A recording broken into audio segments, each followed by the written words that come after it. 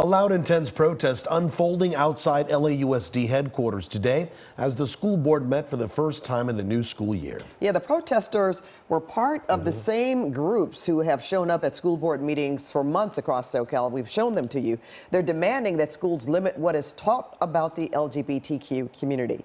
And KCAL News political reporter Tom Wade is here to give us the latest. And Padawan, as you said, tense at times there outside at the rally there. We spoke with one of the main organizers of today's protest. He says school districts and the state are infringing on parents' rights by teaching about certain LGBTQ issues. District and state leaders are pushing back, saying it's about inclusivity.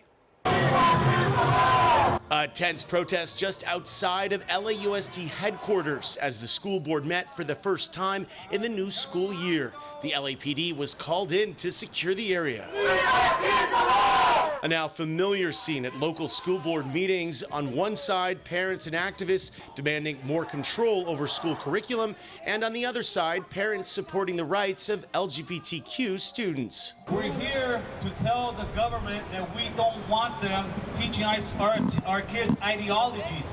We definitely don't want the schools to hide stuff from the parents, and that's exactly what's going on in California. Inside the meeting, LA School Board President sending a clear message. We don't have the luxury of just rolling our eyes about these people. This is sustained, hateful rhetoric. Ours is a district that includes and values all children, no matter ethnicity, immigration status, gender identity, socioeconomic status, racial or ethnic background, or the neighborhood they live in.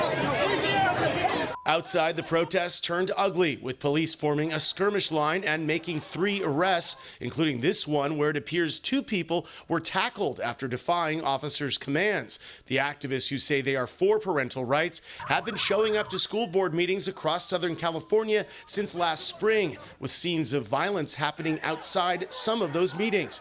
In the evening, we spoke with one of the organizers of Tuesday's protest, Manuk Gregorian, about the mission of his group called Leave Our Kids Alone, which has been at multiple protests over the course of the past few months. My children, my choice, my ways, bottom line. Gregorian says his movement is made up of parents who want education about the LGBTQ community limited. It should be up to me to explain to my children how 2 daddies work, how 2 mommies work. They meet kids in school with 2 mommies and 2 daddies, right? Yes, and if that happens, if my children happen to see, it's something, if you see it in the streets, like 2 daddies are walking with a girl, it's something. That's different. LAUSD and other districts make clear that by simply acknowledging the existence of LGBTQ people, there is not a sexual component. District leaders say they are simply being inclusive. Here, haters will never win, not in LA Unified.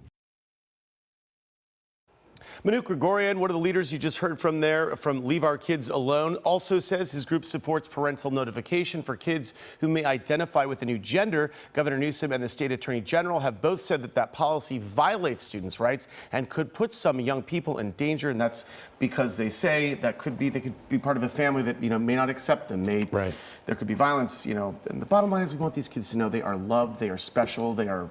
It's just too bad there's not more communication between the parents on both sides and the school board. But parents get together and talk about it first. True. And we just want those kids to know that they are loved. And leave the kids out of it. They are loved, though. Yeah, absolutely.